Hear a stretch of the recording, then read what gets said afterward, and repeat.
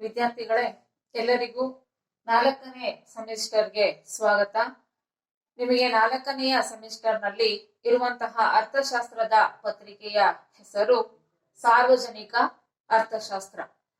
ಈ ಸಾರ್ವಜನಿಕ ಅರ್ಥಶಾಸ್ತ್ರ ಅಂದ್ರೆ ಏನು, ಇದು ಯಾವ ಯಾವ ವಿಚಾರಗಳನ್ನ ಒಳಗೊಂಡಿದೆ ಅನ್ನೋದನ್ನ ತಿಳ್ಕೊಳ್ಳೋಣ. ಸಾರ್ವಜನಿಕ ಅರ್ಥಶಾಸ್ತ್ರದ ಅರ್ಥ ವಿವರಣೆ ಹಾಗೆ ಸಾರ್ವಜನಿಕ ಅರ್ಥಶಾಸ್ತ್ರದ ವ್ಯಾಪ್ತಿಯನ್ನ ನಾವು ಇಂದಿನ ತರಗತಿಯಲ್ಲಿ ತಿಳಿದುಕೊಳ್ಳೋಣ.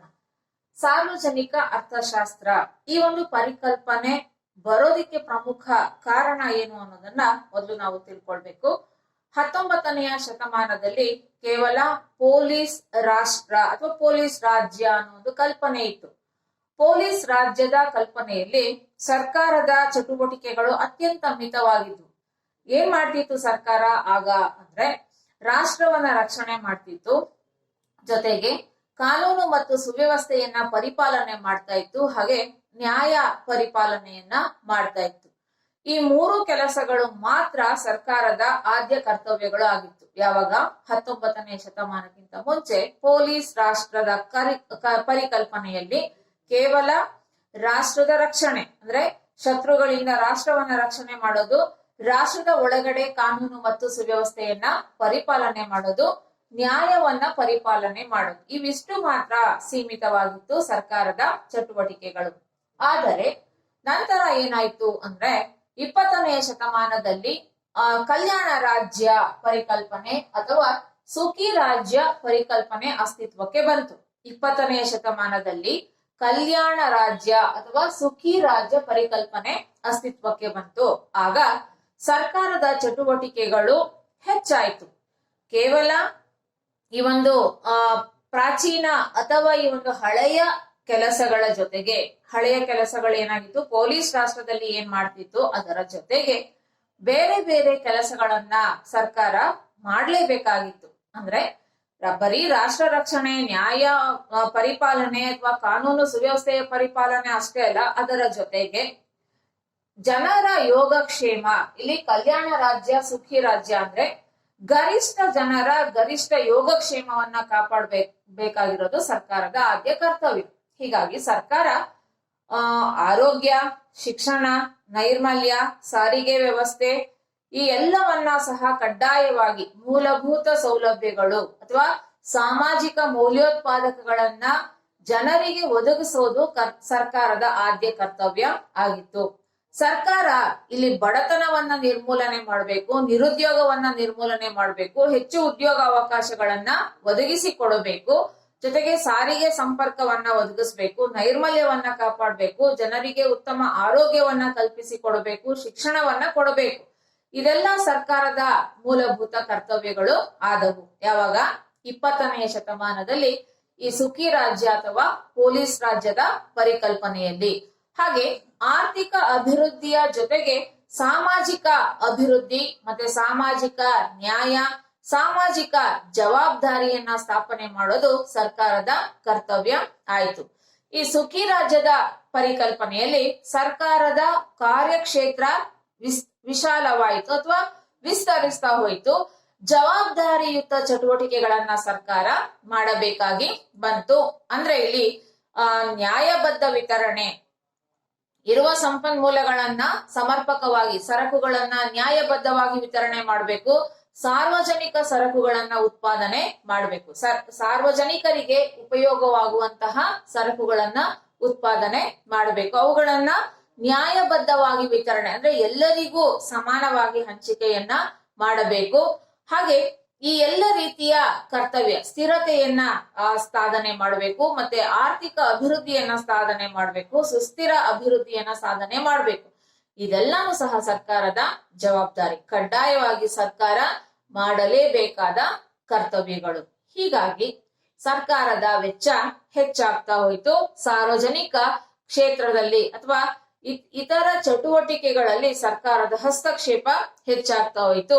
ಹಾಗೆ ಈ ಒಂದು ಎಲ್ಲ ಚಟುವಟಿಕೆಗಳನ್ನ ಅಭ್ಯಾಸ ಮಾಡೋದಕ್ಕೋಸ್ಕರ ಒಂದು ಪ್ರತ್ಯೇಕವಾದ ವಿಚಾರ ಅಥವಾ ಒಂದು ವಿಷಯನೇ ಅಲ್ಲಿ ಸೃಷ್ಟಿ ಆಯ್ತು. ಇದನ್ನ ನಾವು ಸಾರ್ವಜನಿಕ ಅರ್ಥಶಾಸ್ತ್ರ ಅಂತ ಕರಿತೀವಿ. ಅಂದ್ರೆ ಸಾರ್ವಜನಿಕ ಅರ್ಥಶಾಸ್ತ್ರದಲ್ಲಿ ಪ್ರಮುಖವಾಗಿ ನಾವು ಸರ್ಕಾರದ ಆರ್ಥಿಕ ಚಟುವಟಿಕೆಗಳನ್ನ ಕುರಿತು ಅಧ್ಯಯನ ಮಾಡ್ತೀವಿ.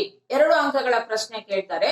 ಸಾರ್ವಜನಿಕ ಅರ್ಥಶಾಸ್ತ್ರ ಎಂದರೇನು? ಸಾರ್ವಜನಿಕ ಅರ್ಥಶಾಸ್ತ್ರದಲ್ಲಿ ಸರ್ಕಾರದ ಆರ್ಥಿಕ ಚಟುವಟಿಕೆಗಳನ್ನ ಅಭ್ಯಸಿಸುತ್ತೇವೆ ಅಥವಾ ಸರ್ಕಾರದ ಆರ್ಥಿಕ ಚಟುವಟಿಕೆಗಳನ್ನು ಅಭ್ಯಸಿಸುವ ವಿಷಯವನ್ನು ಸಾರ್ವಜನಿಕ ಅರ್ಥಶಾಸ್ತ್ರ ಎಂದು ಕರೆಯುತ್ತೇವೆ ಅಂತ. ಸರ್ಕಾರದ ಹೊಣೆಗಾರಿಕೆ ಹೆಚ್ಚಾಯಿತು. ಪೊಲೀಸ್ ರಾಜ್ಯಕ್ಕೂ ಕಲ್ಯಾಣ ರಾಜ್ಯಕ್ಕೂ ಅಜಗಜಾಂತರವಾದ ವ್ಯತ್ಯಾಸ ಇದೆ. ಪೊಲೀಸ್ ರಾಜ್ಯದಲ್ಲಿ ಕೇವಲ 3 ಕೆಲಸ, ಆದ್ರೆ ಇಲ್ಲಿ ಲಿಮಿಟ್ಲೆಸ್ ಅಂದ್ರೆ ಅತಿ ಹೆಚ್ಚು ಕೆಲಸಗಳ ಪಟ್ಟಿನೇ ದೊಡ್ಡದಾಗಿದೆ. ಸರ್ಕಾರ ಕೈಗೊಳ್ಳಬೇಕಾದ ವಿಚಾರಗಳು, ಕೆಲಸಗಳು ಅತಿ ಹೆಚ್ಚಾಗಿದೆ. ಹೀಗಾಗಿ ಈ ಒಂದು ಸಾಮಾಜಿಕ ನ್ಯಾಯ ಸ್ಥಾಪನೆಯನ್ನ ಮಾಡೋದು ಸುಖಿ ರಾಜ್ಯದ ಪ್ರಮುಖವಾದ ಧ್ಯೇಯ. ಈ ಧ್ಯೇಯವನ್ನ ಈಡೇರಿಸುವುದಕ್ಕೋಸ್ಕರ ಸರ್ಕಾರ ವಿವಿಧ ನಿಟ್ಟಿನಲ್ಲಿ ಪ್ರಯತ್ನವನ್ನ ನಿರಂತರವಾಗಿ ಮಾಡ್ತಾನೆ ಇದೆ. ಹಾಗೆ ಇದು ಗುರುತರವಾದ ಹೊಣೆಗಾರಿಕೆ ಆಗಿದೆ. ಸುಖಿ ರಾಜ್ಯ ಅಂದ್ರೆ ಗರಿಷ್ಠ ಜನರ ಯೋಗಕ್ಷೇಮವನ್ನ ಬರೀ ನಮ್ದು ಸುಖಿ ರಾಜ್ಯ ಅಥವಾ ಕಲ್ಯಾಣ ರಾಜ್ಯ ಅಂದ್ರೆ ಸಾಲದು, ಅದನ್ನ ಆ ಗುರಿಯನ್ನ ತಲುಪುವ ಪ್ರಯತ್ನವನ್ನ ನಿರಂತರವಾಗಿ ಸರ್ಕಾರ ಮಾಡಬೇಕು, ಗುರಿಯನ್ನ ತಲುಪಬೇಕು. ಹೀಗಾಗಿ ಸರ್ಕಾರದ ಜವಾಬ್ದಾರಿಗಳು ದಿನೇ ದಿನೇ ಹೆಚ್ಚಾಗ್ತಾ ಇದೆ. ಆಧುನಿಕ ಯುಗದಲ್ಲಿ ಹಲವಾರು ಮಹತ್ವದ ನಿರ್ಣಯಗಳನ್ನ ಕೈಗೊಳ್ಳೋದು ಸರ್ಕಾರದ ಒಂದು ಪ್ರಮುಖ ಕರ್ತವ್ಯ ಆಗಿದೆ. ಅದರಲ್ಲೂ ಯಾವ ಯಾವ ಸರಕುಗಳನ್ನು ಮತ್ತು ಸೇವೆಯನ್ನ ಜನರಿಗೆ ಅಥವಾ ಸಾರ್ವಜನಿಕರಿಗೆ ಕೊಡಬೇಕು, ಅಂದ್ರೆ ಏನನ್ನ ಉತ್ಪಾದನೆ ಮಾಡಬೇಕು, ಯಾರಿಗಾಗಿ ಉತ್ಪಾದನೆ ಮಾಡಬೇಕು, ಹೇಗೆ ಉತ್ಪಾದನೆ ಮಾಡಬೇಕು, ಈ ಮೂಲಭೂತ ಪ್ರಶ್ನೆಗಳಿಗೆ ಉತ್ತರವನ್ನ ಹುಡುಕೋದು ಸರ್ಕಾರದ ಪ್ರಮುಖ ಕರ್ತವ್ಯ ಆಗಿದೆ. ಯಾಕೆ ಅಂದ್ರೆ ಇಲ್ಲಿ ಸಂಪನ್ಮೂಲಗಳು ವಿರಳವಾಗಿದೆ. ಈ ವಿರಳವಾದ ಸಂಪನ್ಮೂಲಗಳನ್ನ ಸಮರ್ಪಕವಾಗಿ ಬಳಸ್ಕೊಳ್ಬೇಕು, ದಕ್ಷತೆಯಿಂದ ಬಳಸ್ಕೊಳ್ಬೇಕು. ಆ ಸಂಪನ್ಮೂಲಗಳು ಯಾವ್ದಾದ್ರೂ ಆಗಿರ್ಬೋದು, ಹಣಕಾಸಿನ ಸಂಪನ್ಮೂಲ ಆಗಿರ್ಬೋದು, ಮಾನವ ಸಂಪನ್ಮೂಲ ಮತ್ತು ನೈಸರ್ಗಿಕ ಸಂಪನ್ಮೂಲ. ವಿರಳವಾಗಿರುವ ಸಂಪನ್ಮೂಲಗಳನ್ನ ಹೇಗೆ ಪರಿಣಾಮಕಾರಿಯಾಗಿ ಬಳಸ್ಕೊಳ್ಬೇಕು, ದಕ್ಷತೆಯಿಂದ ಬಳಸ್ಕೊಳ್ಬೇಕು, ಅವುಗಳನ್ನ ವ್ಯರ್ಥ ಮಾಡದಂತೆ ಹೇಗೆ ಉಪಯೋಗಿಸ್ಕೊಳ್ಬೇಕು, ಇದೆಲ್ಲ ಸರ್ಕಾರದ ಜವಾಬ್ದಾರಿ. ಯಾಕೆಂದ್ರೆ ಈಗ ವೇಸ್ಟ್ ಮಾಡ್ತು ಅಂದ್ರೆ ಮತ್ತೆ ಅದು ಪುನಃ ನಾವು ತೆಗೆದುಕೊಳ್ಳೋದಕ್ಕೆ ಸಾಧ್ಯ ಇಲ್ಲ, ಅಥವಾ ಅದು ಮತ್ತೆ ಮತ್ತೆ ಸೃಷ್ಟಿಸುವಂತಹ ಅಥವಾ ಉತ್ಪಾದನೆಯಾಗುವಂತಹ ಸರಕುಗಳು ಇರೋದಿಲ್ಲ. ಹೀಗಾಗಿ ಅತ್ಯಂತ ಎಚ್ಚರಿಕೆಯಿಂದ ಹೇಗೆ ಅದನ್ನ ಬಳಸಿಕೊಳ್ಳಬೇಕು, ಈ ಎಲ್ಲ ವಿಚಾರಗಳನ್ನ ಸರ್ಕಾರ ಅಧ್ಯಯನ ಮಾಡಲೇಬೇಕಾಗತ್ತೆ. ಹಾಗೆ ಈ ತೀರ್ಮಾನವನ್ನ ಮಾಡಬೇಕಾದ್ರೆ ಸರ್ಕಾರದ ವಿವಿಧ ಆರ್ಥಿಕ ಚಟುವಟಿಕೆಗಳಲ್ಲಿ ಭಾಗವಹಿಸಬೇಕಾಗತ್ತೆ. ಇದು ಕೇವಲ ಒಂದು ವಲಯಕ್ಕೆ ಸಂಬಂಧಿಸಿದ ವಿಚಾರ ಅಲ್ಲ, ಹಲವಾರು ವಲಯಗಳಿಗೆ ಸಂಬಂಧಿಸಿದ ವಿಚಾರ. ಆದ್ರಿಂದ ಸರ್ಕಾರ ಈ ಎಲ್ಲ ತೀರ್ಮಾನಗಳನ್ನ ತಗೊಳ್ಬೇಕಾದ್ರೆ ಅಂದ್ರೆ ಏನನ್ನ ಉತ್ಪಾದನೆ ಮಾಡಬೇಕು, ಹೇಗೆ ಉತ್ಪಾದನೆ ಮಾಡಬೇಕು, ಯಾರಿಗಾಗಿ ಉತ್ಪಾದನೆ ಮಾಡಬೇಕು, ಎಷ್ಟು ಪ್ರಮಾಣದಲ್ಲಿ ಉತ್ಪಾದನೆ ಮಾಡಬೇಕು, ಎಂತಹ ತಂತ್ರಜ್ಞಾನವನ್ನ ಬಳಸ್ಕೊಳ್ಬೇಕು, ಇರುವ ಸಂಪನ್ಮೂಲಗಳ ಪ್ರಮಾಣ ಎಷ್ಟು, ಸಾಕಾಗತ್ತಾ ಇಲ್ವಾ, ಸಾಕಾಗಿಲ್ಲ ಅಂದ್ರೆ ಏನ್ ಮಾಡೋದು, ಈ ಎಲ್ಲ ವಿಚಾರಗಳಲ್ಲಿ ಸರ್ಕಾರದ ಹಸ್ತಕ್ಷೇಪ ಅಥವಾ ಸರ್ಕಾರದ ಸಹಭಾಗಿತ್ವ ಅತ್ಯಂತ ಪ್ರಮುಖವಾಗಿದೆ. ಹೀಗಾಗಿ ಈ ಎಲ್ಲ ಚಟುವಟಿಕೆಗಳನ್ನ ಅಧ್ಯಯನ ಮಾಡುವುದೇ ಸಾರ್ವಜನಿಕ ಅರ್ಥಶಾಸ್ತ್ರ. ಸಾರ್ವಜನಿಕ ಅರ್ಥಶಾಸ್ತ್ರ ಕೇವಲ ಆರ್ಥಿಕ ಚಟುವಟಿಕೆಗಳನ್ನಷ್ಟೇ ಕುರಿತು ಅಭ್ಯಾಸ ಮಾಡೋದಲ್ಲ, ಒಟ್ಟಾರೆ ಮೂಲಭೂತವಾಗಿ ಸಾರ್ವಜನಿಕರಿಗೆ ಏನೇನೋ ಉಪಯೋಗ ಆಗಬೇಕು ಸರ್ಕಾರದಿಂದ, ಆ ಒಂದು ವಿಚಾರಗಳಲ್ಲಿ ಸರ್ಕಾರ ಹಸ್ತಕ್ಷೇಪವನ್ನ ಮಾಡುವ ಎಲ್ಲ ವಿಚಾರಗಳನ್ನು ಸಹ ಅಧ್ಯಯನ ಮಾಡಿದ್ವಿ. ಹಾಗಾಗಿ ಈ ಸಾರ್ವಜನಿಕ ಅರ್ಥಶಾಸ್ತ್ರ ಅಂದ್ರೆ ಆರ್ಥಿಕ ಚಟುವಟಿಕೆಗಳನ್ನ ಸವಿಸ್ತಾರವಾಗಿ ಅಭ್ಯಸಿಸುವ ಒಂದು ಅರ್ಥಶಾಸ್ತ್ರದ ಅಂಗಭಾಗ ಅಂತ ನಾವು ಕರಿತೀವಿ. ಪ್ರೊಫೆಸರ್ ಮಸ್ಗ್ರೇವ್ ಅನ್ನುವ ಅರ್ಥಶಾಸ್ತ್ರಜ್ಞರು ತಮ್ಮ ಅಭಿಪ್ರಾಯದಲ್ಲಿ ತಿಳಿಸ್ತಾರೆ, ಸಾರ್ವಜನಿಕ ಒಲವುಗಳನ್ನು ಪೂರೈಸುವುದು, ಸಾರ್ವಜನಿಕರ ಒಲವುಗಳಂದ್ರೆ ಇಷ್ಟ, ಆಸೆ, ಬಯಕೆ, ಅವೆಲ್ಲವನ್ನ ಏನೇ ಆಗ್ಲಿ ಸಾರ್ವಜನಿಕರ ಒಲವುಗಳನ್ನ ಪೂರೈಸುವುದೇ ಸಾರ್ವಜನಿಕ ಅರ್ಥಶಾಸ್ತ್ರದ ವ್ಯಾಪ್ತಿಯ ವಿಚಾರ ಆಗಿದೆ. ಇದು ಮಸ್ಗ್ರೇವ್ ರವರ ಅಭಿಪ್ರಾಯ. ಈ ರೀತಿ ಸಾರ್ವಜನಿಕ ಅರ್ಥಶಾಸ್ತ್ರ ಅಂದ್ರೆ ಕೇವಲ ಆರ್ಥಿಕ ವಿಚಾರಗಳನ್ನಷ್ಟೇ ಅಲ್ಲ, ಸಾರ್ವಜನಿಕರ ಒಲವುಗಳನ್ನು ಪೂರೈಸುವುದೇ ಸಾರ್ವಜನಿಕ ಅರ್ಥಶಾಸ್ತ್ರ. ಇದು ಮಸ್ಗ್ರೇವ್ ರವರ ಅಭಿಪ್ರಾಯ. ಒಟ್ಟಾರೆ ನಾವಿಲ್ಲಿ ಏನನ್ನ ಅರ್ಥ ಮಾಡ್ಕೊಂಡ್ವಿ, ಪೊಲೀಸ್ ರಾಜ್ಯ ಪರಿಕಲ್ಪನೆಯಲ್ಲಿ ಸರ್ಕಾರದ ಚಟುವಟಿಕೆಗಳು ಅತ್ಯಂತ ಕಡಿಮೆಯಾಗಿತ್ತು. ಅಂದ್ರೆ ಅಲ್ಲಿ ಸರ್ಕಾರದ ಹಸ್ತಕ್ಷೇಪ ಅಥವಾ ಸರ್ಕಾರದ ಚಟುವಟಿಕೆಗಳ ವ್ಯಾಪ್ತಿ ತುಂಬಾನೇ ಕಡಿಮೆ ಇತ್ತು. ಆದ್ರೆ ಪೊಲೀಸ್ ರಾಜ್ಯ ಕಲ್ಪನೆ ಹೋಗಿ ಸುಖಿ ರಾಜ್ಯ ಕಲ್ಪನೆ ಅಥವಾ ಕಲ್ಯಾಣ ರಾಜ್ಯ ಕಲ್ಪನೆ ಅಸ್ತಿತ್ವಕ್ಕೆ ಬಂದಾಗ ಸರ್ಕಾರದ ಚಟುವಟಿಕೆಗಳು ಅತ್ಯಂತ ವಿಶಾಲವಾದವು. ಅಂದ್ರೆ ಸರ್ಕಾರದ ವ್ಯಾಪ್ತಿ, ಚಟುವಟಿಕೆಗಳ ವ್ಯಾಪ್ತಿ ವಿಶಾಲವಾಯಿತು.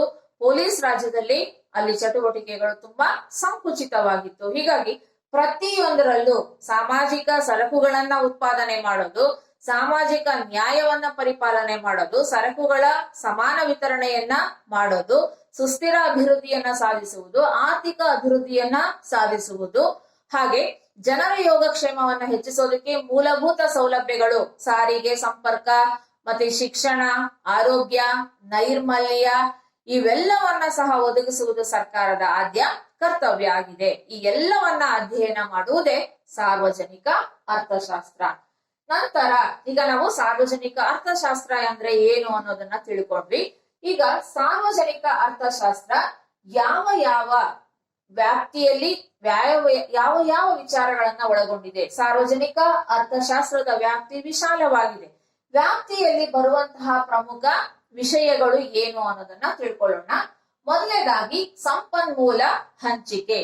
ಅಂದ್ರೆ ಸಂಪನ್ಮೂಲಗಳು ಈಗಾಗಲೇ ಗೊತ್ತಿದೆ, ವಿರಳವಾಗಿದೆ. ಆದ್ರೆ ಮಾನವನ ಬಯಕೆಗಳು ಅಪರಿಮಿತವಾಗಿದೆ. ಸಂಪನ್ಮೂಲಗಳು ವಿರಳ ಅಥವಾ ಪರಿಮಿತ, ಲಿಮಿಟೆಡ್, ಕಡಿಮೆ ಇದೆ. ಆದ್ರೆ ಮಾನವನ ಬಯಕೆಗಳು ಅಪರಿಮಿತವಾಗಿದೆ. ಆ ವಿರಳ ಸಂಪನ್ಮೂಲವನ್ನ ಅತ್ಯಂತ ದಕ್ಷತೆಯಿಂದ ಅಂದ್ರೆ ಪರಿಣಾಮಕಾರಿಯಾಗಿ ವ್ಯರ್ಥವಾಗದಂತೆ, ಅಪಬಳಕೆಯಾಗದಂತೆ, ಪೋಲಾಗದಂತೆ ಬಳಸಿಕೊಳ್ಳೋದು, ಹಾಗೆ ಜನರ ಎಲ್ಲಾ ಆಶೋತ್ತರಗಳನ್ನ, ಜನರ ಒಲವುಗಳನ್ನ ಪೂರೈಸೋದು, ಅದರ ಜೊತೆಗೆ ಸಾಮಾಜಿಕ ಅಭಿವೃದ್ಧಿಯನ್ನ ಸಾಧಿಸುವುದು ಮತ್ತು ಆರ್ಥಿಕ ಅಭಿವೃದ್ಧಿಯನ್ನ ಸಾಧಿಸುವುದು ಇವೆಲ್ಲನೂ ಸಹ ಸಾರ್ವಜನಿಕ ಅರ್ಥಶಾಸ್ತ್ರದ ವ್ಯಾಪ್ತಿಯ ವಿಚಾರದಲ್ಲಿ ಬರುತ್ತೆ. ಅಂದ್ರೆ ಇಲ್ಲಿ ಸಂಪನ್ಮೂಲಗಳ ದಕ್ಷ ಹಂಚಿಕೆ. ದಕ್ಷ ಹಂಚಿಕೆ ಅಂದ್ರೆ ಈ ಗರಿಷ್ಠ ಆರ್ಥಿಕ ಅಭಿವೃದ್ಧಿಯನ್ನ ಸಾಧಿಸಬೇಕಾದ್ರೆ ಏನನ್ನ ಮಾಡಬೇಕು? ಸಾಮಾಜಿಕ ಹಿತ ಸಾಧನೆಗೆ ಹೆಚ್ಚಿನ ಆದ್ಯತೆಯನ್ನ ಕೊಡಬೇಕು. ಹಾಗಾಗಿ ಸರಕುಗಳನ್ನ, ಯಾವ ಸರಕುಗಳನ್ನ ಉತ್ಪಾದನೆ ಮಾಡಬೇಕು, ಸಾರ್ವಜನಿಕರಿಗೆ ಎಂತಹ ಸರಕುಗಳ ಅವಶ್ಯಕತೆ ಇದೆ, ಅವಶ್ಯಕ ಸರಕುಗಳ, ಹಿತದಾಯಕಗಳ ಅಥವಾ ಈ ಒಂದು ಐಷಾರಾಮಿ ಸರಕುಗಳ, ಇದನ್ನ ನೋಡಿಕೊಂಡು ಯಾವ ಸರಕುಗಳು ಸಾರ್ವಜನಿಕರಿಗೆ ಹೆಚ್ಚು ಅವಶ್ಯಕತೆ ಇದೆ ಅದಕ್ಕೆ ಆದ್ಯತೆಯನ್ನ ಕೊಡಬೇಕಾಗತ್ತೆ. ಇಲ್ಲಿ ಆಧುನಿಕ ಸರ್ಕಾರಗಳ ಪ್ರಮುಖ ಜವಾಬ್ದಾರಿ ಅಂದ್ರೆ ಸಂಪನ್ಮೂಲಗಳ ಸಮರ್ಪಕ ಹಂಚಿಕೆ ಅಥವಾ ಸಮಾನವಾದ ಹಂಚಿಕೆ ಆಗಿದೆ. ಹೀಗಾಗಿ ಈ ಸಂಪನ್ಮೂಲ ಇರೋದೇ ಕಡಿಮೆ, ಆ ಕಡಿಮೆಯನ್ನ ಹೇಗೆ ಎಲ್ಲಾ ವಲಯಗಳಿಗೂ ಹಂಚಿಕೆ ಮಾಡಿ ಎಲ್ಲಾ ವಲಯಗಳಿಂದ ಸಾರ್ವಜನಿಕರ ಯೋಗಕ್ಷೇಮವನ್ನ ಹೆಚ್ಚಿಸಬಹುದು ಅನ್ನೋದು ಈ ಸಾರ್ವಜನಿಕ ಅರ್ಥಶಾಸ್ತ್ರದ ವ್ಯಾಪ್ತಿಯಲ್ಲಿ ಬರುವಂತಹ ಪ್ರಮುಖ ವಿಚಾರ. ಎರಡನೆಯ ಅಂಶ ಸಾರ್ವಜನಿಕ ಸರಕುಗಳನ್ನು ಸೃಷ್ಟಿ ಮಾಡುವುದು. ಸರ್ಕಾರದ ಜವಾಬ್ದಾರಿ ಸಾರ್ವಜನಿಕರಿಗೆ ಬೇಕಾದ ಸರಕುಗಳನ್ನ ಉತ್ಪಾದನೆ ಮಾಡೋದು. ಹಾಗಾದ್ರೆ ಸಾರ್ವಜನಿಕ ಸರಕುಗಳು ಅಂದ್ರೆ ಏನು? ಇದನ್ನ 2 ಅಂಕಗಳ ಪ್ರಶ್ನೆಗೆ ಕೇಳ್ತಾರೆ. ಸಾರ್ವಜನಿಕ ಸರಕುಗಳು ಎಂದರೆ ಏನು ಅಂತ. ಜನ ಸಮುದಾಯದ ಬಯಕೆಗಳ ತೃಪ್ತಿಗಾಗಿ ಉತ್ಪಾದಿಸಲಾದ ಸರಕುಗಳನ್ನು, ಜನ ಸಮುದಾಯದ ಬಯಕೆಗಳ ತೃಪ್ತಿಗಾಗಿ ಉತ್ಪಾದಿಸಲಾಗುವ ಸರಕುಗಳನ್ನು ಸಾಮಾಜಿಕ ಸರಕುಗಳು ಅಥವಾ ಸಾರ್ವಜನಿಕ ಸರಕುಗಳು ಅಂತ ಕರಿತೀವಿ. ಅಂದ್ರೆ ಈ ಒಂದು ಸಾರ್ವಜನಿಕರಿಗೋಸ್ಕರನೇ ಉತ್ಪಾದನೆ ಮಾಡುವಂತದ್ದು. ಇದರಲ್ಲಿ ಯಾರನ್ನೂ ಸಹ ಪ್ರತ್ಯೇಕಿಸುವಂತೆ ಇಲ್ಲ. ಎಲ್ಲರೂ, ರಾಷ್ಟ್ರದ ಎಲ್ಲಾ ಪ್ರಜೆಗಳು ಇದರಲ್ಲಿ ಭಾಗಿಯಾಗಿರ್ತಾರೆ. ಪ್ರತಿಯೊಬ್ಬರಿಗೂ ಆ ಸರಕುಗಳು ಸೇರ್ಪಡೆ ಆಗತ್ತೆ. ಈಗ ರಸ್ತೆ ಎಲ್ಲರದು ಆಗಿರತ್ತೆ, ನಂದು ನಿಂದು ಅಂತ ಇಲ್ಲ. ಪ್ರತಿಯೊಬ್ಬರು ರಸ್ತೆಗಳಲ್ಲಿ ಓಡಾಡಬಹುದು. ಹಾಗೆ ಉದ್ಯಾನವನ, ಸಾರ್ವಜನಿಕ ಉದ್ಯಾನವನ, ಸಾರ್ವಜನಿಕ ಆಸ್ಪತ್ರೆ, ಸಾರ್ವಜನಿಕ ಶಿಕ್ಷಣ ಸಂಸ್ಥೆ, ಏನಿದೆಲ್ಲ ಎಲ್ಲಾ ಸಾರ್ವಜನಿಕರು ಅದನ್ನ ಬಳಸ್ಕೊಳ್ಬಹುದು. ನಂದಿದ ಹಾಸ್ಪಿಟ್ಲು, ನೀನ್ ಬರ್ಬೇಡ ಅನ್ನಕ್ಕೆ ಯಾರ್ದು ಅಲ್ಲ, ಯಾರಪ್ಪಂದು ಅಲ್ಲ. ರಸ್ತೆ ನಂದು, ನೀನ್ ಇಲ್ಲಿ ಓಡಾಡ್ಬೇಡ, ಯಾರು ಆ ರೀತಿ ಹೇಳುವಂತಹ ಅಧಿಕಾರವನ್ನ ಹೊಂದಿಲ್ಲ. ಯಾಕೆ ಅಂದ್ರೆ ಇದು ಸರ್ಕಾರದ್ದು. ಸರ್ಕಾರ ಅಂದ್ರೆ ಸಾರ್ವಜನಿಕರ ಸ್ವತ್ತು. ಹಾಗಾಗಿ ಸಾರ್ವಜನಿಕರಿಗೆ ಬೇಕಾದಂತಹ ಸರಕುಗಳನ್ನ ಉತ್ಪಾದನೆ ಮಾಡುವುದು, ಜನ ಸಮುದಾಯದ ಬಯಕೆಗಳ ತೃಪ್ತಿಗಾಗಿ ಉತ್ಪಾದನೆ ಮಾಡುವಂತಹ ಸರಕುಗಳನ್ನು ಸಾರ್ವಜನಿಕ ಸರಕುಗಳು ಅಂತ ಕರಿತೀವಿ.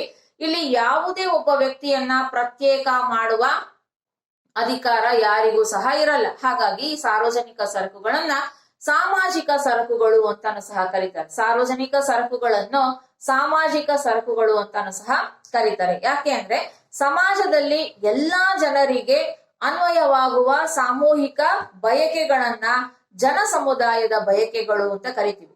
ಈಗ ರಸ್ತೆ ನನಗೊಬ್ಬರಿಗಲ್ಲ, ಎಲ್ಲರಿಗೂ ಬೇಕು. ಹಾಗಾಗಿ ಸಮುದಾಯಕ್ಕೆ ಏನೇನು ಬೇಕೋ ಅದನ್ನೆಲ್ಲ ನಾವು ಸಾರ್ವಜನಿಕ ಸರಕುಗಳು ಅಥವಾ ಸಾಮಾಜಿಕ ಸರಕುಗಳು ಅಂತ ಕರಿತೀವಿ. ಉತ್ತಮ ಉದಾಹರಣೆ ಅಂದ್ರೆ ರಕ್ಷಣೆ, ಶಿಕ್ಷಣ, ಆರೋಗ್ಯ, ನೈರ್ಮಲ್ಯ, ಸಾರಿಗೆ, ಸಂಪರ್ಕ ಇವೆಲ್ಲವೂ ಸಹ ಸಾರ್ವಜನಿಕ ಸರಕುಗಳು ಅಥವಾ ಸಾಮಾಜಿಕ ಸರಕುಗಳು. ಪ್ರತಿಯೊಬ್ಬರು ಅದನ್ನ ಬಳಸ್ಕೊಳ್ತಾರೆ, ಯಾರೂ ಸಹ ಅದರಿಂದ ಹೊರತುಪಡಿಸಿಲ್ಲ. ಹೀಗಾಗಿ ಸಾರ್ವಜನಿಕ ಸರಕುಗಳನ್ನ ನಾವು ಅಧ್ಯಯನ ಮಾಡೋದ್ರಿಂದ ಇದು ಸಾರ್ವಜನಿಕ ಅರ್ಥಶಾಸ್ತ್ರದ ವ್ಯಾಪ್ತಿಗೆ ಒಳಪಡುವಂತಹ ವಿಚಾರ ಆಗಿದೆ. ಮೂರನೆಯ ಅಂಶ ಆದಾಯ ಮತ್ತು ಸಂಪತ್ತಿನ ಹಂಚಿಕೆ. ನಮ್ಮ ರಾಷ್ಟ್ರದಲ್ಲಿ ಆದಾಯ ಮತ್ತು ಸಂಪತ್ತಿನ ಹಂಚಿಕೆ ಸಮಾನವಾಗಿ ಇಲ್ಲ, ಅಸಮಾನತೆಯಿಂದ ಕೂಡಿದೆ. ಹಾಗಾಗಿ ಸಮಾನತೆಯನ್ನ ಸಾಧಿಸಬೇಕು ಅಂತ ಆದಾಯದ ಅಸಮಾನತೆ ಇರಬಾರದು. ಎಲ್ಲರಿಗೂ ಆದಾಯ ಮತ್ತು ಸಂಪತ್ತು ಸಮಾನವಾಗಿ ಹಂಚಿಕೆ ಆದಾಗ ಯಾವುದೇ ರೀತಿಯ ಸಮಸ್ಯೆಗಳು ಉದ್ಭವ ಆಗಿಲ್ಲ. ಆದ್ರೆ ಆದಾಯ ಮತ್ತು ಸಂಪತ್ತಿನ ಅಸಮಾನತೆಯಿಂದಾಗಿ ಏನಾಗಿದೆ ಅಂದ್ರೆ ಎರಡು ವರ್ಗಗಳ ಸೃಷ್ಟಿಯಾಗಿದೆ. ಶ್ರೀಮಂತ, ಬಡವ, ಉಳ್ಳವರು ಮತ್ತು ಇಲ್ಲದವರು. ಇಲ್ಲಿ ದಿನೇ ದಿನ ಈ ಎರಡು ವರ್ಗಗಳ ನಡುವಿನ ಅಂತರ ಹೆಚ್ಚಾಗ್ತಿದೆ. ಅಜಗಜಾಂತರ ವ್ಯತ್ಯಾಸ ಇದೆ. ಉಳ್ಳವರು ಶ್ರೀಮಂತರಾಗೇ ಇದ್ದಾರೆ, ಬಡವರು ಬಡವರಾಗೇ ಇದ್ದಾರೆ. ಈ ರೀತಿಯ ಒಂದು ಗ್ಯಾಪ್ ಏನಿದೆ ಅದನ್ನ ಹೋಗಲಾಡಿಸೋದು ಸರ್ಕಾರದ ಆದ್ಯ ಕರ್ತವ್ಯ ಆಗಿದೆ. ಹಾಗಾಗಿ ಆದಾಯ ಮತ್ತು ಸಂಪತ್ತನ್ನ ಹೇಗೆ ಸಮಾನವಾಗಿ ಹಂಚಿಕೆ ಮಾಡಬೇಕು, ಶ್ರೀಮಂತರಿಗೆ ಹೆಚ್ಚಿನ ತೆರಿಗೆಯನ್ನ ವಿಧಿಸೋದು, ಆದಾಯ ತೆರಿಗೆ, ಆಸ್ತಿಯ ತೆರಿಗೆಯನ್ನ ವಿಧಿಸೋದು, ಅವರಿಂದ ಹೆಚ್ಚಿನ ವರಮಾನವನ್ನ ಸಂಗ್ರಹ ಮಾಡೋದು, ಮತ್ತೆ ಬಡ ಮತ್ತು ದುರ್ಬಲ ವರ್ಗದವರಿಗೆ ಆ ಹಣವನ್ನ ಹಂಚಿಕೆ ಮಾಡೋದು. ಅಂದ್ರೆ ಅವರಿಗೆ ಬೇಕಾದಂತಹ ಪದಾರ್ಥಗಳನ್ನ ಉತ್ಪಾದನೆ ಮಾಡಿ ಸರಬರಾಜು ಮಾಡೋದು. ಉದಾಹರಣೆಗೆ ಸಾರ್ವಜನಿಕ ವಿತರಣಾ ವ್ಯವಸ್ಥೆ, ಪಬ್ಲಿಕ್ ಡಿಸ್ಟ್ರಿಬ್ಯೂಷನ್ ಸಿಸ್ಟಮ್, PDS ಅಂತ ಕರಿತೀವಿ. ಈ ಒಂದು ಎಲ್ಲಾ ರೇಷನ್ ಡಿಪೋಗಳಲ್ಲಿ ಬಡವರಿಗೆ, ಈ ಗ್ರೀನ್ ಕಾರ್ಡ್ ಹೋಲ್ಡರ್ಸ್ ಅಥವಾ BPL, APL ಅವರಿಗೆಲ್ಲ ಸಹ ಉಚಿತವಾಗಿ ಆಹಾರ ಧಾನ್ಯಗಳನ್ನ ವಿತರಣೆ ಮಾಡ್ತಾ ಇದ್ರು. ಈ ರೀತಿಯ ಆದಾಯ ಮತ್ತು ಸಂಪತ್ತನ್ನ ಸಮಾನವಾಗಿ ಹಂಚಿಕೆ ಮಾಡೋದು ಸರ್ಕಾರದ ಆದ್ಯ ಕರ್ತವ್ಯ. ಯಾಕೆ? ಗರಿಷ್ಠ ಜನರ ಗರಿಷ್ಠ ಯೋಗಕ್ಷೇಮವನ್ನ ಕಾಪಾಡಬೇಕಾಗಿರೋದ್ರಿಂದ ಈ ವಿಚಾರವು ಸಹ ನಮ್ಮ ಸಾರ್ವಜನಿಕ ಅರ್ಥಶಾಸ್ತ್ರದ ವ್ಯಾಪ್ತಿಯಲ್ಲಿ ಸೇರ್ಪಡೆ ಆಗತ್ತೆ. ಮತ್ತೊಂದು ಅಂಶ ಸಾರ್ವಜನಿಕ ಹಣಕಾಸಿನ ಆಡಳಿತ. ಇಲ್ಲಿ ಸಾರ್ವಜನಿಕ ಹಣಕಾಸು ಅಂದ್ರೆ 3 ಪ್ರಮುಖ ಅಸ್ತ್ರಗಳು ಇದೆ ಸಾರ್ವಜನಿಕ ಹಣಕಾಸಿನಲ್ಲಿ. ಮೊದಲನೇದಾಗಿ ಸಾರ್ವಜನಿಕ ವರಮಾನ ಅಥವಾ ತೆರಿಗೆ, ಎರಡನೇದು ಸಾರ್ವಜನಿಕ ವೆಚ್ಚ, ಮೂರನೇದಾಗಿ ಸಾರ್ವಜನಿಕ ಸಾಲ. ಸಾರ್ವಜನಿಕ ವರಮಾನ, ಸಾರ್ವಜನಿಕ ವೆಚ್ಚ, ಸಾರ್ವಜನಿಕ ಸಾಲ, ಇದು 3 ಅಸ್ತ್ರಗಳು ಸಾರ್ವಜನಿಕ ಹಣಕಾಸಿನ ಆಡಳಿತದಲ್ಲಿ ಬರುವಂತಹ ಪ್ರಮುಖ ವಿಚಾರಗಳು. ಅಂದ್ರೆ ತೆರಿಗೆ ಅಂದ್ರೆ ಏನು, ತೆರಿಗೆಯ ವಿಧಗಳು ಏನು, ಯಾರಿಗೆ ಎಂತಹ ತೆರಿಗೆಗಳನ್ನ ವಿಧಿಸಬೇಕು, ಆದಾಯವನ್ನ ಸಂಗ್ರಹ ಮಾಡಬೇಕು. ಹಾಗೆ ಸಾರ್ವಜನಿಕ ವೆಚ್ಚ, ಸರ್ಕಾರ ಜನರ ಯೋಗಕ್ಷೇಮವನ್ನ ಹೆಚ್ಚಿಸಲು ಕೈಗೊಳ್ಳುವ ವೆಚ್ಚ. ಯಾವ ವಲಯ ಹಿಂದುಳಿದಿದೆ, ಯಾವ ವಲಯ ಮುಂದುವರೆದಿದೆ, ಯಾವುದಕ್ಕೆ ಹೆಚ್ಚಿನ ಆದ್ಯತೆಯನ್ನ ಕೊಡಬೇಕು, ಯಾವ ವಲಯಕ್ಕೆ ಹೆಚ್ಚಿನ ವೆಚ್ಚವನ್ನ ಮಾಡಬೇಕು, ಸಾರ್ವಜನಿಕ ವೆಚ್ಚ. ಸಾಲ, ಸಾರ್ವಜನಿಕ ಸಾಲ ಅಂದ್ರೆ ಸರ್ಕಾರ ಸಾಕಾಗ್ಲಿಲ್ಲ, ಹಣ ವರಮಾನ ಬರ್ತಾ ಇರೋದು ತೆರಿಗೆಗಳ ಮೂಲಕ ಸಾಕಾಗ್ತಿಲ್ಲ. ಹೀಗಾಗಿ ಸರ್ಕಾರ ಸಾರ್ವಜನಿಕ ಹಣಕಾಸು ಸಂಸ್ಥೆಗಳಿಂದ ಸಾಲವನ್ನ ಮಾಡುತ್ತೆ. ಅದು ವಿದೇಶಿ ಸರ್ಕಾರದಿಂದನೋ ಆಗಿರ್ಬೋದು ಅಥವಾ ದೇಶೀಯ ಸರ್ಕಾರದ ಬೇರೆ ಬೇರೆ ಹಣಕಾಸು ಸಂಸ್ಥೆಗಳಿಂದ ಸಾಲವನ್ನ ಮಾಡುತ್ತೆ. ಇದು ಆ ರೀತಿ ಮಾಡಿದ ಸಾಲವನ್ನ ಜನರ ಯೋಗಕ್ಷೇಮಕ್ಕಾಗಿ ಹೇಗೆ ಬಳಸ್ಕೊಳ್ಬೇಕು, ಈ ಎಲ್ಲ ವಿಚಾರಗಳನ್ನ ಕುರಿತು ಅಧ್ಯಯನ ಮಾಡ್ತೀವಿ. ಯಾವ್ದ್ರಲ್ಲಿ? ಸಾರ್ವಜನಿಕ ಹಣಕಾಸಿನ ಆಡಳಿತ. ಈ ಸಾರ್ವಜನಿಕ ಹಣಕಾಸಿನ ಆಡಳಿತ ಸಾರ್ವಜನಿಕ ಅರ್ಥಶಾಸ್ತ್ರದ ವ್ಯಾಪ್ತಿಯಲ್ಲಿ ಬರುವಂತಹ ಅತ್ಯಂತ ಪ್ರಮುಖವಾದ ವಿಚಾರ. ಹಾಗೆ ಸರ್ಕಾರದ ಚಟುವಟಿಕೆಗಳು. ಸರ್ಕಾರ ಅಂದ್ರೆ ನಮ್ಮ ರಾಷ್ಟ್ರದಲ್ಲಿ 3 ಟೈರ್ ಸಿಸ್ಟಮ್, 3 ವರ್ಗಗಳು ಇದೆ. ಅಂದ್ರೆ ಕೇಂದ್ರ ಸರ್ಕಾರ, ರಾಜ್ಯ ಸರ್ಕಾರಗಳು ಮತ್ತು ಸ್ಥಳೀಯ ಸರ್ಕಾರಗಳು. ಈ 3 ಸರ್ಕಾರಗಳ ನಡುವಿನ ಸಂಬಂಧ ಹೇಗಿದೆ? ಈಗ ಹಣಕಾಸು ಸಂಪೂರ್ಣವಾಗಿ ಕೇಂದ್ರ ಸರ್ಕಾರದ ಅಧೀನದಲ್ಲಿರುತ್ತೆ. ರಾಜ್ಯ ಸರ್ಕಾರಗಳಿಗೆ ಏನಾದ್ರೂ ಹಣಕಾಸಿನ ಕೊರತೆ ಆದ್ರೆ ಕೇಂದ್ರ ಸರ್ಕಾರ ಹಣವನ್ನ ಸರಬರಾಜು ಮಾಡುತ್ತೆ. ಈಗ ನಮ್ಮ ಕರ್ನಾಟಕ ರಾಜ್ಯದಲ್ಲಿ ಕೊರೋನಾದ ಸಮಸ್ಯೆ ಹೆಚ್ಚಾಗಿದೆ.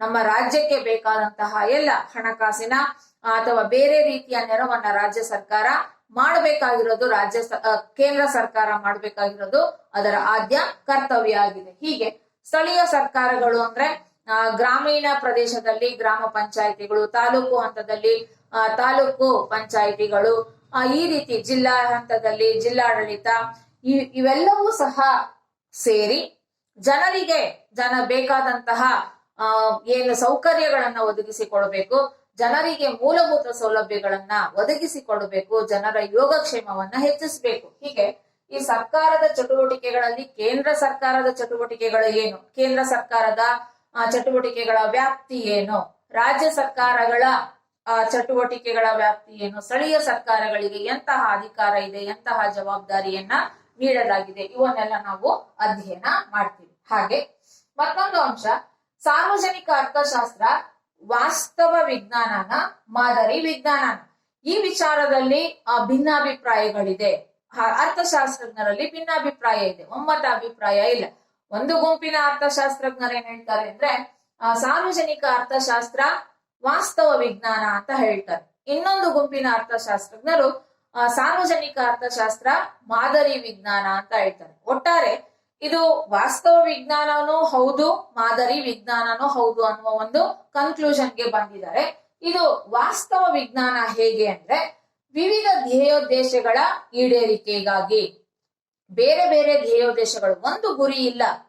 ಸಾರ್ವಜನಿಕ ಅರ್ಥಶಾಸ್ತ್ರ ಅಥವಾ ಸರ್ಕಾರದ ಮುಂದೆ ಒಂದೇ ಒಂದು ಗುರಿ ಇಲ್ಲ, ವಿವಿಧ ಉದ್ದೇಶಗಳ ಈಡೇರಿಕೆಗಾಗಿ ಈ ಒಂದು ಸಾರ್ವಜನಿಕ ಅರ್ಥಶಾಸ್ತ್ರವನ್ನ ಬಳಸ್ಕೊಳ್ಳೋದ್ರಿಂದ ಇದು ಹೌದು ವಾಸ್ತವ ವಿಜ್ಞಾನ. ವಾಸ್ತವ ಅಂದ್ರೆ ಈ ಪ್ರಸ್ತುತ, ಪ್ರೆಸೆಂಟ್ಗೆ ಇದು ಸೂಟಬಲ್. ಈಗ ಪ್ರಸ್ತುತ ಏನ್ ಸಮಸ್ಯೆ ಇದೆ, ಕೊರೋನಾದ ಸಮಸ್ಯೆ, ಯಾಕೆ ಸಮಸ್ಯೆಗೆ ಕಾರಣ ಏನು, ಮತ್ತೆ ಪರಿಹಾರ ಏನು, ಇಲ್ಲಿ ಜನರು ಒದ್ದಾಡ್ತಾ ಇದ್ದಾರೆ, ನರಳ್ತಾ ಇದ್ದಾರೆ, ಅವರಿಗೆ ಯಾವ ಯಾವ ಸೌಲಭ್ಯಗಳನ್ನ ಕೊಡಬೇಕು, ಏನು ಕೊರತೆ ಆಗಿದೆ, ಆಕ್ಸಿಜನ್ ನ ಕೊರತೆ ಆಗಿದೆ, ಹೇಗೆ ಸರಬರಾಜು ಮಾಡ್ಬೇಕು, ಯಾವ ಸ್ಥಳಕ್ಕೆ ಎಷ್ಟು ಸರಬರಾಜು ಮಾಡ್ಬೇಕು, ಇದೆಲ್ಲ ಏನು ವಾಸ್ತವ. ಹೀಗಾಗಿ ವಿವಿಧ ಧ್ಯೇಯೋದ್ದೇಶಗಳನ್ನ ಈಡೇರಿಸೋದಕ್ಕೋಸ್ಕರ ಈ ಸಾರ್ವಜನಿಕ ಅರ್ಥಶಾಸ್ತ್ರವನ್ನ ನಾವು ಅಧ್ಯಯನ ಮಾಡ್ತೀವಿ. ಹಾಗಾಗಿ ಇದು ವಾಸ್ತವ ವಿಜ್ಞಾನ. ಮತ್ತೆ ಕೆಲವರು ಹೇಳ್ತಾರೆ ಇದು ಮಾದರಿ ವಿಜ್ಞಾನ. ಹೌದು, ಇದು ಮಾದರಿ, ಮಾಡೆಲ್ ಅಂದ್ರೆ ಆದರ್ಶ. ಅದನ್ನ ನೋಡಿ ಹೌದು ಇದು ಅತ್ಯಂತ ಉತ್ತಮವಾಗಿದೆ, ಇದು ನಮಗೆ ಸೂಕ್ತ, ಅದೇ ರೀತಿಯಲ್ಲಿ ನಾವು ಸಹ ಅಳವಡಿಸಿಕೊಳ್ಳಬೇಕು ಅನ್ನೋ ಒಂದು ಗುರಿ ಇರುತ್ತೆ. ಸರ್ಕಾರದ ಹಣಕಾಸಿನ ಚಟುವಟಿಕೆಗಳ ಒಳಿತು ಕೆಡಕು ಎಲ್ಲವನ್ನ ಸಹ ಅಧ್ಯಯನ ಮಾಡಲಾಗುತ್ತೆ. ಸಾರ್ವಜನಿಕ ಅರ್ಥಶಾಸ್ತ್ರದಲ್ಲಿ ಸರ್ಕಾರದ ಹಣಕಾಸು ಚಟುವಟಿಕೆಗಳ ಒಳಿತುಗಳನ್ನು ಮತ್ತು ಕೆಡಕುಗಳನ್ನ, ಸರಿ ತಪ್ಪುಗಳನ್ನ, ಒಳ್ಳೆಯದು ಕೆಟ್ಟದ್ದು ಎಲ್ಲವನ್ನ ಸಹ ಅಧ್ಯಯನ ಮಾಡಲಾಗುತ್ತೆ. ಹೀಗಾಗಿ ಅದು ಮಾದರಿ, ಇಟ್ಸ್ ಅ ಮಾಡೆಲ್. ಎರಡು ಪಾಸಿಟಿವ್ ಅಂಡ್ ನಾರ್ಮೆಟಿವ್ ಸೈನ್ಸ್ ಅಂತ ಕರೀತಾರೆ. ಹಾಗಾಗಿ ವಾಸ್ತವ ವಿಜ್ಞಾನನೂ ಹೌದು, ವಾಸ್ತವಕ್ಕೆ ಸಂಬಂಧಿಸಿದ ಸಮಸ್ಯೆಗಳನ್ನ ಕುರಿತು ಅಧ್ಯಯನ ಮಾಡಲಾಗತ್ತೆ. ಹಾಗೆ ಮಾದರಿ ವಿಜ್ಞಾನನೂ ಸಹ ಆಗಿದೆ. ಮತ್ತೊಂದು ಹತೋಟಿ ಮತ್ತು ನಿಯಂತ್ರಣಗಳು. ಸರ್ಕಾರ ಎಲ್ಲ ವಲಯಗಳ ಮೇಲೆ ನಿಯಂತ್ರಣ ಮತ್ತು ಹತೋಟಿಯನ್ನ ಸಾಧಿಸಲೇಬೇಕಾಗತ್ತೆ. ಎಲ್ಲಾ ವಲಯಗಳು, ಉದಾಹರಣೆಗೆ ಉತ್ಪಾದನೆ, ಮಿತಿ ಮೀರಿದ ಉತ್ಪಾದನೆ ಆಗ್ಬಾರ್ದು ಅಥವಾ ಉತ್ಪಾದನೆ ಕೊರತೆಯಿಂದಾನೂ ಆಗಿರ್ಬಾರ್ದು. ಅನುಭೋಗದ ಮೇಲೆ ನಿಯಂತ್ರಣ, ಅತಿ ಮಿತಿ ಮೀರಿದ ಅನುಭೋಗನೂ ಸಮಸ್ಯೆ ಆಗತ್ತೆ, ಅಥವಾ ಬೇಡಿಕೆ ಇಲ್ಲದೆ ಇರೋದೂ ಸಮಸ್ಯೆ ಆಗತ್ತೆ. ಹಾಗೆ ವ್ಯಾಪಾರ ಮತ್ತು ವಾಣಿಜ್ಯ ಚಟುವಟಿಕೆಗಳ ಮೇಲಿನ ನಿಯಂತ್ರಣ, ಬ್ಯಾಂಕಿಂಗ್ ವ್ಯವಹಾರಗಳ ಮೇಲೆ ನಿಯಂತ್ರಣ, ಬಡ್ಡಿಯ ಮೇಲೆ ನಿಯಂತ್ರಣ, ಹಾಗೆ ವಿದೇಶಿ ವ್ಯಾಪಾರದ ಮೇಲೆ ನಿಯಂತ್ರಣ, ವಿದೇಶಿ ವಿನಿಮಯದ ಮೇಲೆ ನಿಯಂತ್ರಣ, ಇದೆಲ್ಲ ಸರ್ಕಾರದ ಆದ್ಯ ಕರ್ತವ್ಯ. ಯಾವುದು ಹೆಚ್ಚಾಗಿದೆ, ಯಾವುದು ಕಡಿಮೆ ಆಗಿದೆ, ಯಾಕೆ ಇದು ಕಡಿಮೆ ಆಯ್ತು, ಎಲ್ಲವನ್ನ ಸಹ ನಿಯಂತ್ರಣ ಮಾಡಲೇಬೇಕಾಗತ್ತೆ. ಹೀಗಾಗಿ ಈ ಎಲ್ಲ ವಿಚಾರಗಳನ್ನ ನಾವು ಸಾರ್ವಜನಿಕ ಅರ್ಥಶಾಸ್ತ್ರದಲ್ಲಿ ಅಧ್ಯಯನ ಮಾಡ್ತೀವಿ. ಇಷ್ಟು ಅಂಶಗಳು ಸಾರ್ವಜನಿಕ ಅರ್ಥಶಾಸ್ತ್ರದ ವ್ಯಾಪ್ತಿಯ ಒಳಗೆ ಸೇರ್ಪಡೆ ಆಗಿರುವಂತಹ ಪ್ರಮುಖ ಅಂಶಗಳು ಆಗಿದೆ. ಮುಂದಿನ ತರಗತಿಯಲ್ಲಿ ನಾನು ಪ್ರಾರಂಭ ಮಾಡೋದಕ್ಕಿಂತ ಮುಂಚೆ ನಿಮಗೆ ಏನಾದ್ರೂ ಸಂಶಯಗಳಿದ್ರೆ ದಯವಿಟ್ಟು ನೀವು ಕೇಳಿ ಕ್ಲಿಯರ್ ಮಾಡ್ಕೊಳ್ಬಹುದು. ಧನ್ಯವಾದಗಳು.